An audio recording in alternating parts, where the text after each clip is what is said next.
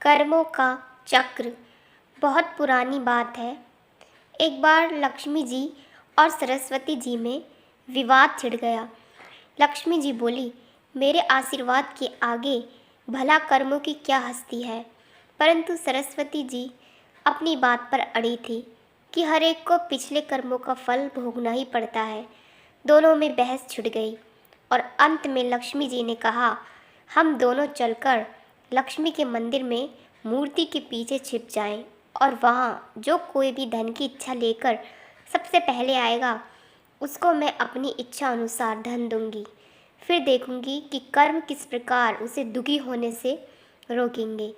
सरस्वती जी ने कहा, ठीक है, और आपको एक नहीं 3 मौके मिलेंगे। दोनों मंदिर में जाकर लक्ष्मी जी की मूर्ति के पीछे छिप गईं। मंदिर के पास ही दौलतपुर नाम का एक गांव था। इसमें बलराम नामक एक लकड़हारा अत्यंत गरीबी में अपने दिन काट रहा था। उसकी पत्नी का नाम सुनीति था। उसके एक पुत्र और एक पुत्री भी थी।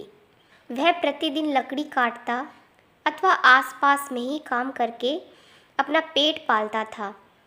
परंतु 3 रोज से लगातार वर्षा हो रही थी, जिसके कारण वह घर से काम करने को न जा सका तथा घर से अन्न का एक दाना न ला सका। बालक भूख से व्याकुल थे और माता पिता विवश थे। दिन निकलते ही वर्षा रुकी और सुनीति ने कह सुनकर बलराम को काम की खोज में भेजा। बलराम ने वन में लकड़ी काटी और फूल जमा किए। फिर कुछ फूल लेकर वह लक्ष्मी जी के मंदिर की ओर चला।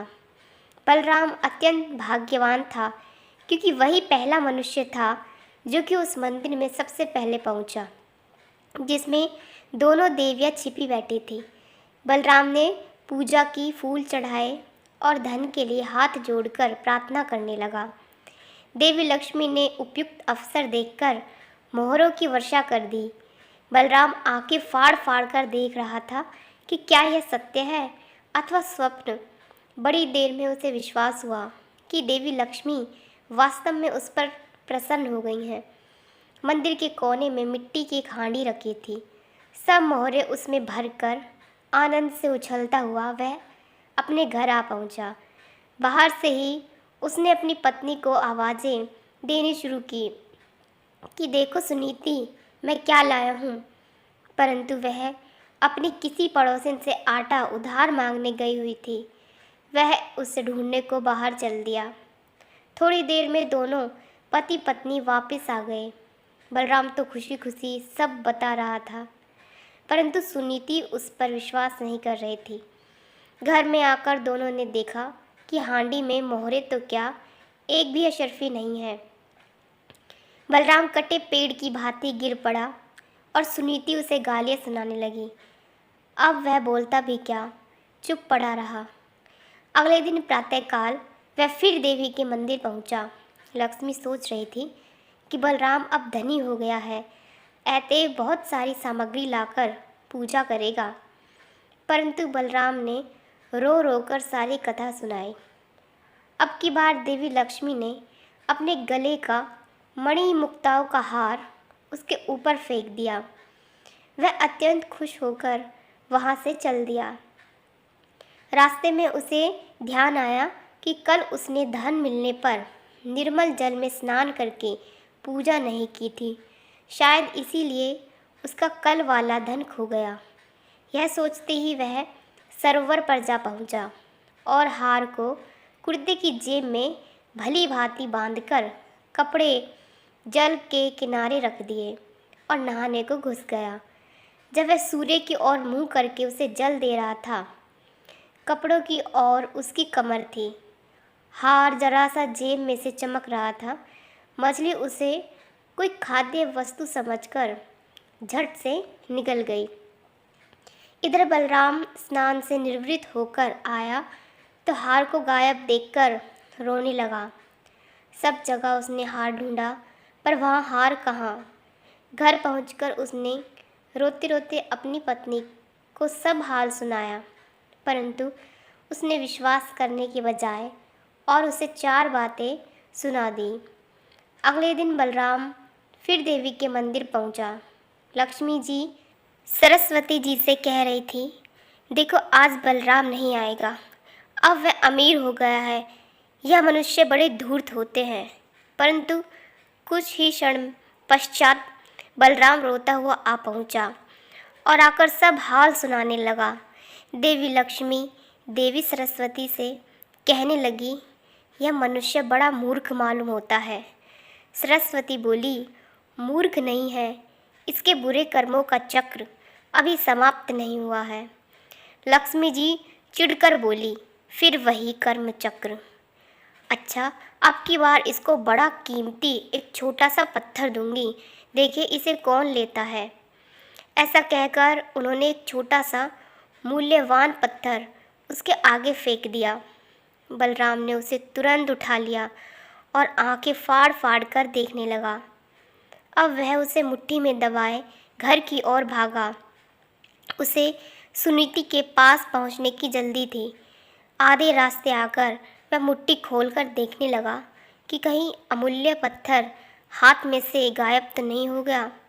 पत्थर लाल लाल चमकते देखकर एक चील उसे खाने की वस्तु समझकर उससे एक ही झपटे से छीनकर ले गई।